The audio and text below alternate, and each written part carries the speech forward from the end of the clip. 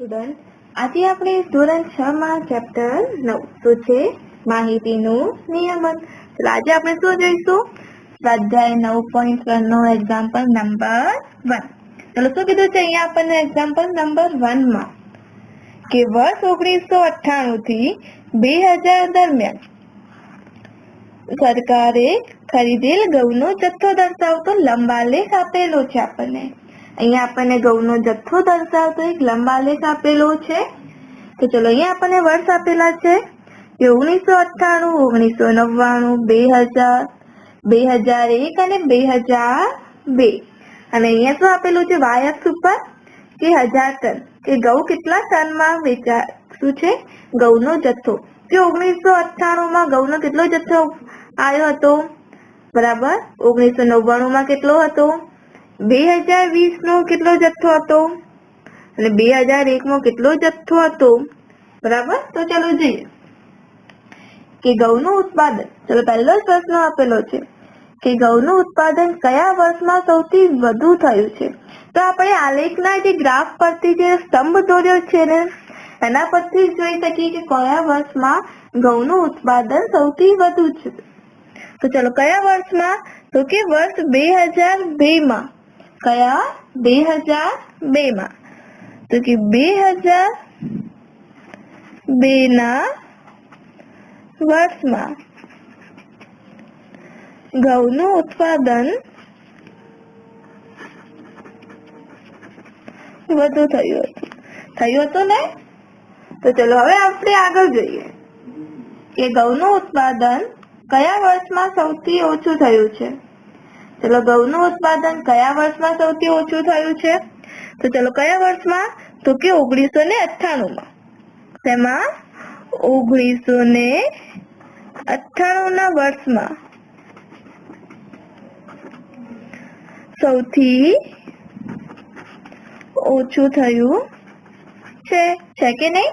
તો આપણે આવા જે પ્રશ્નો છે ગ્રાફ પરથી એકદમ સરળતાથી આપણે આપી શકીએ છીએ.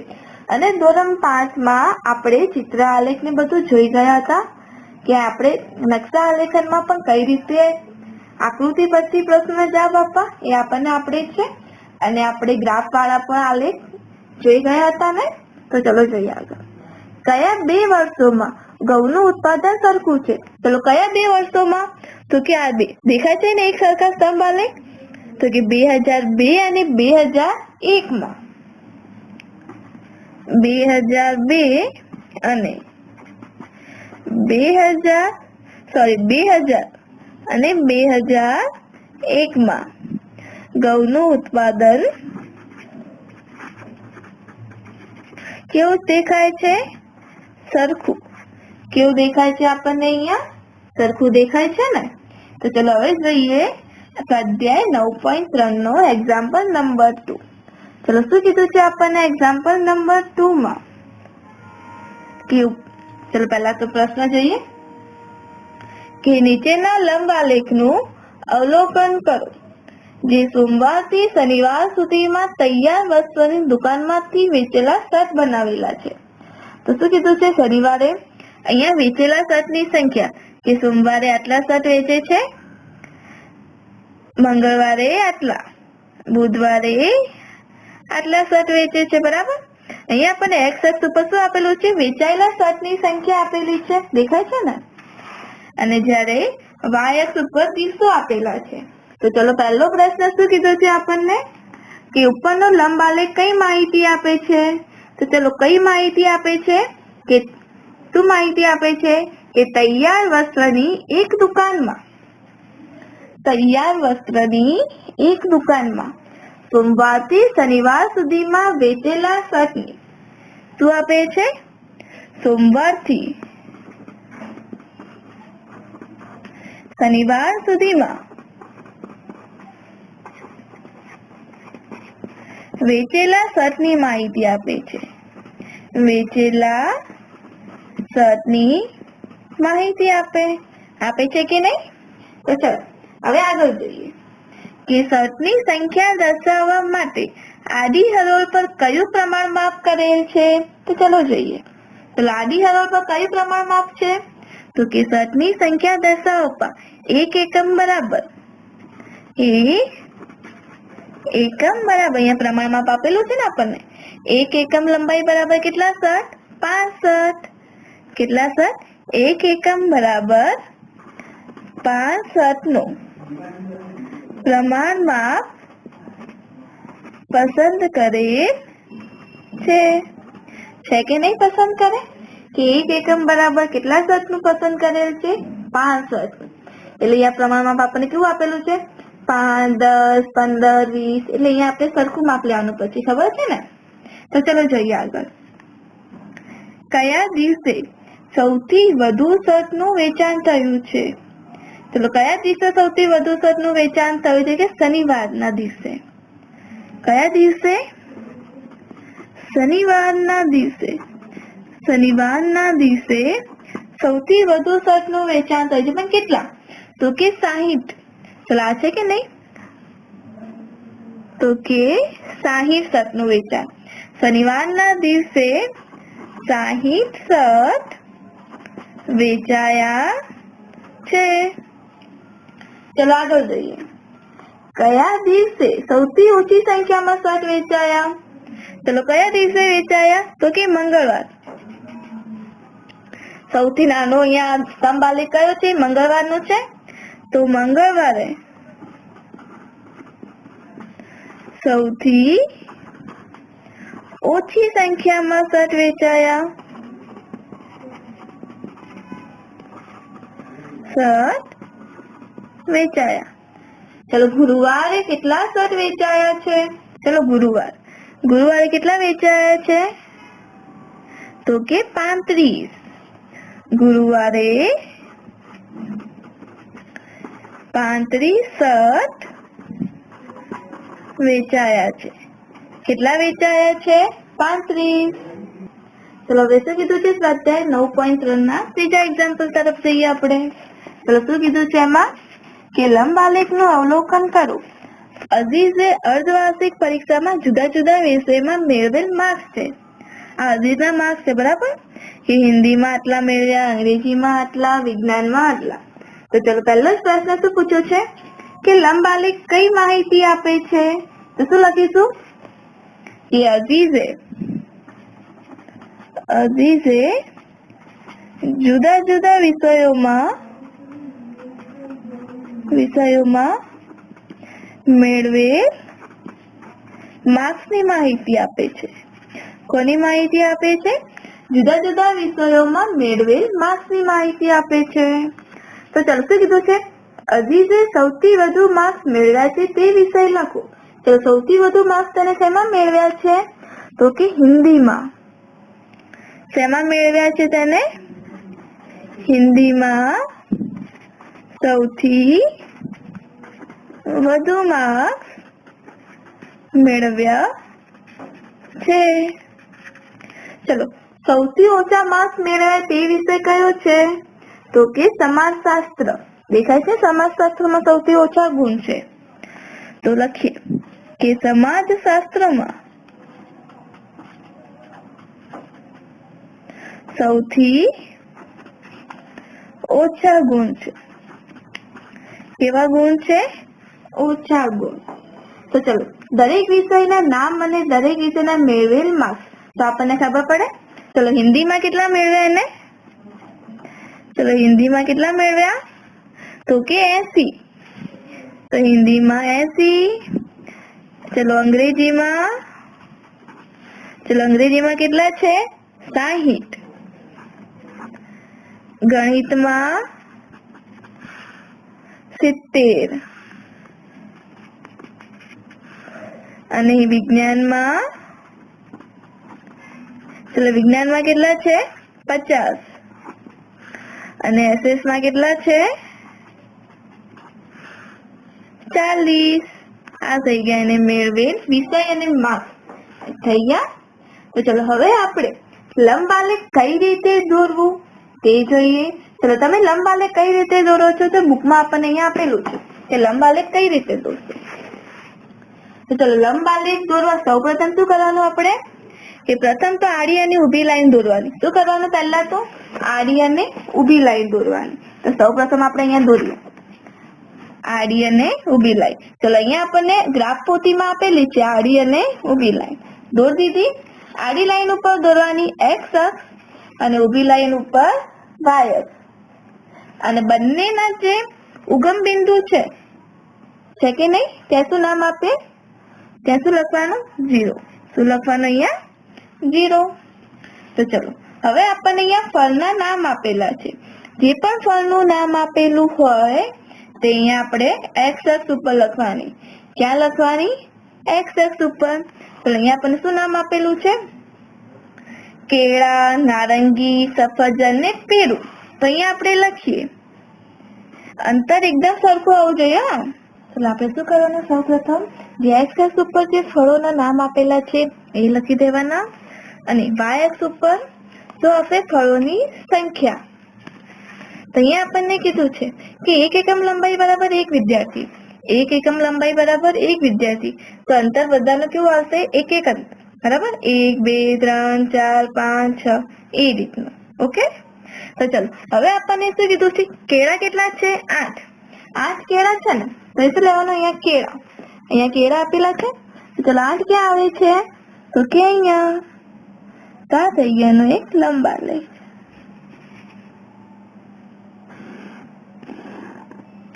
છે કે નહીં? શું આવશે અહીંયા? કેળાની સંખ્યા. તો ચલો નારંગીની સંખ્યા કેટલી છે? 3. તો ચલો નારંગીની સંખ્યા જોઈએ. 3. આ થઈ ગયું નારંગીની સંખ્યા. ઓકે. શું થાય છે? આ નારંગીની સંખ્યા. ચલો એ જ રીતે સફરજનની કેટલી સંખ્યા આપેલી છે? 5. ચલો 5 સંખ્યા સફરજનની છે. તો ચલો દોરીએ.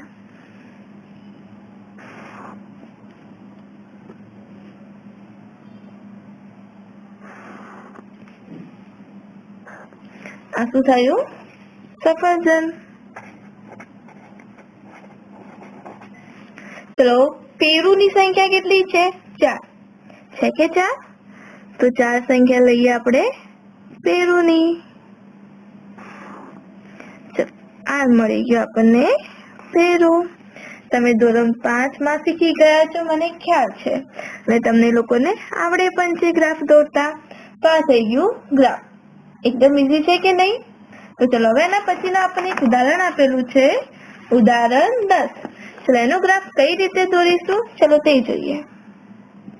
શું કીધું છે ઉદાહરણ 10 માં આપણને? કે નીચેના કોષ્ટકના ઇમરાનના કુટુંબની જુદી જુદી માસિક ખર્ચ દર્શાવેલો છે. બરાબર? અને આ માહિતીનો લંબાલેખ દોરવાનો છે. તો ચલો આ માહિતીનો લંબાલેખ કઈ રીતે દોરીશું? કે એનું ઘર ભાડું કેટલું છે? 3000 છે. એનો ખોરાકનો ખર્ચ 3400 રૂપિયા છે. એનું શિક્ષણ કેટલું છે? 800. તો ચલો આ જે બધું આપેલો છે ખર્ચ એનો લંબાલેખ કઈ રીતે દોરીશું તે જોઈએ. તો સૌપ્રથમ આપણે શું કરવાનું? એક ઊભી અને એક આડી લાઈન દોરવાની. આ રીતની જે રીતની દોરેલી છે. બરાબર? તો ચલો સૌપ્રથમ આપણે અહીંયા શું લખીશું? જે આપણને બધી વિગતો આપેલી છે ઘર ભાડું, ખોરાક, શિક્ષણ તે બધું આવશે અહીંયા x અક્ષ ઉપર. બરાબર? તો ચલો જોઈએ શું આવશે અહીંયા? ઘર ભાડું. ચલો જોઈએ. તો ચલો આ રીતે લખી દેવાનું. બરાબર? કે ઘર ભાડું, ખોરાક, શિક્ષણ, વીજળી, પરિવહન અને પરચુરણનો. બરાબર? આ બધી એની વિગત છે. ચલો ખર્ચો કેટલો થાય છે? કે 3300. આ રીતે ડાયરેક્ટ આપણે y અક્ષ ઉપર તો નહીં લખાય ને. તો એના માટે શું કરવાનું?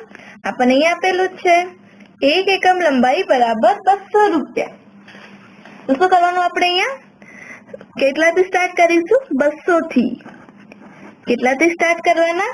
200 થી. અને અહીંયા કેટલા કીધા છે? વધુમાં વધુ 3400 છે. બરાબર? તો ચલો જોઈએ.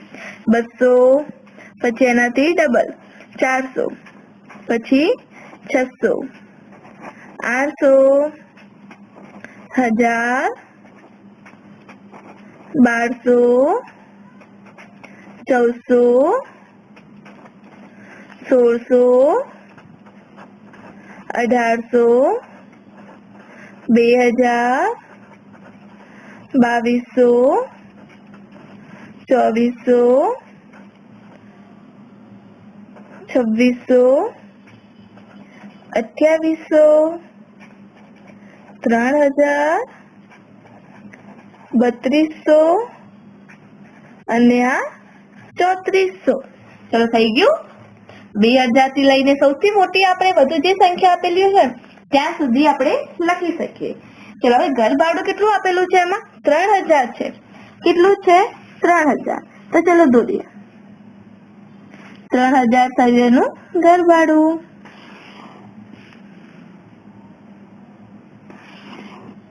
આ થઈ ગયું ઘર ભાડું. બરાબર. ચલો ખોરાક કેટલો આપેલો છે? 3400 ખોરાક છે. ચલો એનો ખર્ચો આપણને આપેલો છે 3400 રૂપિયા. તો ચલો કરીએ. આ મળી ગયું 3400 રૂપિયા. તો ચલો આ થઈ ગયા 3400 રૂપિયા. તો મળી ગયા ખોરાકનું. ચલો વીજળી ના સોરી શિક્ષણ કેટલું છે? 800. ચલો 800 રૂપિયા શિક્ષણના છે. 800 તો ક્યાં છે? એકદમ ઓછા રૂપિયા છે શિક્ષણના. તો ચલો જોઈએ અહીંયા કે 800 રૂપિયા શિક્ષણના છે કે નહીં? આ થઈ ગયા 800 રૂપિયા. ચલો વીજળીના કેટલા છે? 400. વીજળીના કેટલા રૂપિયા ખર્ચો થાય છે એમને?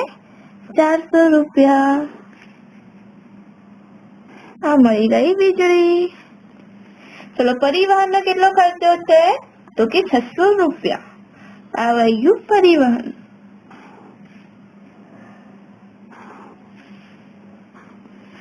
બરાબર. ચલો પરચુરણનો કેટલો રૂપિયા ખર્ચ થાય છે? તો કે 1200 રૂપિયા. ચલો 1200 રૂપિયા. આ મળી ગયું એનું પરિવહનનો ખર્ચ. ચલો આ મળી ગયું આપણને એનો શેનો ગ્રાફ મળે છે? માસિક ખર્ચનું ગ્રાફ. બરાબર. તો ચલો હવે આપણે શું સ્ટાર્ટ કરીએ? સ્વાધ્યાય 9.4 એનો એક્ઝામ્પલ નંબર 1. ચલો સ્વાધ્યાય 9.1 માં શું કીધું? સ્વાધ્યાય 9.4 માં શું કીધું છે કે શાળાના 120 વિદ્યાર્થીઓ ફ્રી તાસમાં કઈ પ્રવૃત્તિ પસંદ કરે છે? જ્યારે વિદ્યાર્થીઓ ફ્રી હોય છે ને ત્યારે કે તેનો સર્વે કરવામાં આવ્યો. આ માહિતી નીચેના કોષ્ટકમાં દર્શાવી છે. પ્રમાણ માપ કેટલું કીધું છે કે 1 એકમ લંબાઈ બરાબર 5 વિદ્યાર્થીઓ.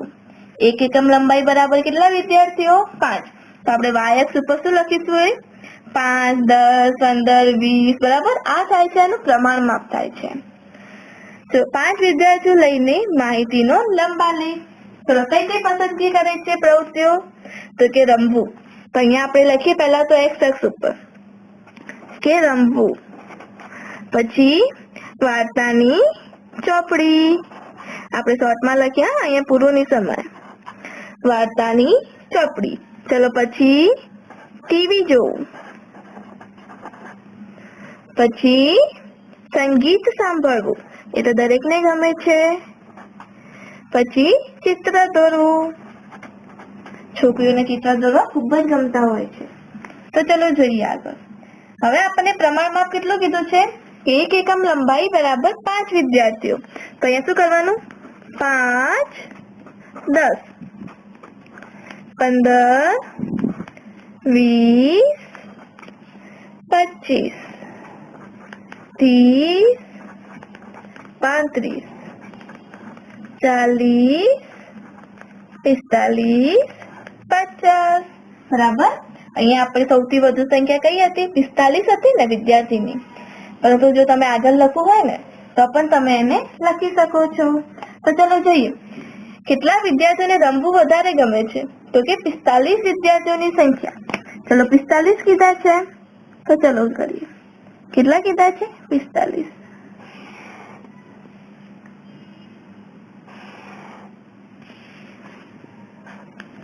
તો કે 45 વિદ્યાર્થીઓને રમવું વધારે પસંદ છે. તો ચલો વાર્તાની ચોપડી વાંચવી કેટલા વિદ્યાર્થીઓને ગમે છે? તો કે 30 વિદ્યાર્થીઓને. કેટલા વિદ્યાર્થીઓને? 30 વિદ્યાર્થીઓને. તો કે 30 વિદ્યાર્થીઓને વાર્તાની ચોપડી વાંચવી પસંદ છે. તો ચલો હવે આગળ જોઈએ. ચલો ટીવી જોવું કેટલા વિદ્યાર્થી પસંદ છે? તો કે 20 વિદ્યાર્થીઓને ટીવી જોવું પસંદ છે. તો કે 20 વિદ્યાર્થીઓને ટીવી જોવું પસંદ છે. તો ચલો સંગીત કેટલા વિદ્યાર્થીઓ પસંદ છે? તો કે 10 વિદ્યાર્થીઓને 10 વિદ્યાર્થીઓને સંગીત સાંભળવું પસંદ છે. ચલો ચિત્ર દોરવું તો કે 15 વિદ્યાર્થીઓને ચિત્ર દોરવા પસંદ છે. કેટલા વિદ્યાર્થીઓને? 15 વિદ્યાર્થીઓને ચિત્ર દોરવા પસંદ છે. તો ચલો આપણને મળી ગયું કે જે ફ્રી ક્લાસમાં વિદ્યાર્થીઓ કઈ કઈ પ્રવૃત્તિ સૌથી વધુ પસંદ કરે છે. બરાબર. પણ નીચે એક પ્રશ્ન પણ આપેલો છે, કઈ પ્રવૃત્તિને વિદ્યાર્થીઓ રમત સિવાય વધુ પસંદ કરે છે? રમત તો કરે છે, તેના સિવાય વાર્તાની ચોપડી વાંચવી. શું કરવું? વાર્તાની ચોપડી વાંચવી એ વિદ્યાર્થીઓને સૌથી વધુ પસંદ હોય છે. એમ પણ નાના બાળકોને વાર્તાઓ સાંભળવી એ સૌથી વધુ પસંદ હોય છે. હવે એક્ઝામ્પલ 2 માં શું કીધું છે કે એક દુકાનદારની સળંગ 6 દિવસ દરમિયાન વેચેલ ગણિતની ચોપડીની માહિતી એ નીચેના કોષ્ટકમાં દર્શાવેલું છે કે રવિવારે આટલા ચોપડી વેચી, સોમવારે આટલી, મંગળવારે આટલી. તો ચલો શું કીધું છે કે તમારી પસંદગીનું પ્રમાણ માપ લઈને માહિતીનો લંબાલેખ દોરો. શું કીધું છે? તમારી પસંદગીનું. તો આ ગ્રાફ પોથીમાં આપણને આપેલું છે કે 1 એકમ લંબાઈ બરાબર કેટલા ચોપડી? 5 ચોપડી. બરાબર. પહેલા તો આપણે અહીંયા જે એક્સ છે ને ત્યાં બધા વાર લખી દઈએ. કેટલા વાર છે? રવિવારથી લઈને શુક્રવાર સુધી. તો ચલો આપણે અહીંયા લખીએ રવિ, સોમ, મંગળ, બુધ, ગુરુ અને શુક્ર. તો ચલો હવે આપણે પ્રમાણમાં તમારે જો 1 એકમ બરાબર 10 ચોપડી લેવી હોય ને તો પણ લઈ શકો. 10, 20, 30, 40 એ પણ લઈ શકો. અને જો 5 કીધા છે અહીંયા તો એ પણ લઈએ. જો આપણને અહીંયા 5 એક ચોપડી કીધી છે ને તો આપણે શું લઈએ? 5 એકમ લઈએ. બરાબર. તો કે 5, 10, 15, 20, 25, 30, 35, 40, 45, 50, 55, 60 અને 65 ને 70. જો તમે આટલો મોટો લંબાલેખ ના દોરવો હોય તો તમે 10, 20, 30, 40 એ પણ લઈ શકો છો. તો ચલો રવિવારે કેટલી બુક વેચાય છે? અને 65. કેટલી વેચાય છે? 65 બુક વેચાય છે. તો ચલો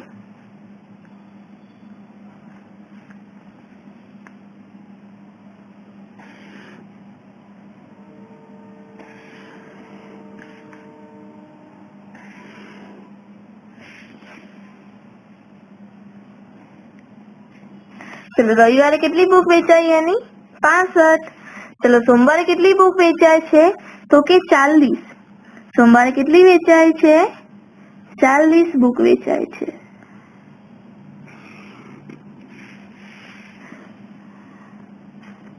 ચલો મંગળવારે કેટલી બુક વેચાય છે? 30 બુક. તો મંગળવારે એની 30 બુક વેચાય છે.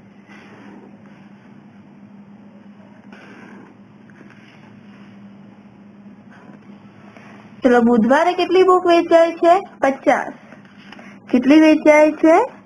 50.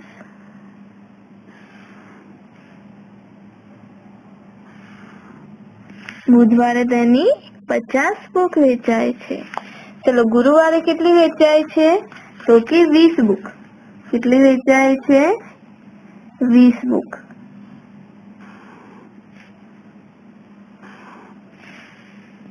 અને શુક્રવારે કેટલી વેચાય છે?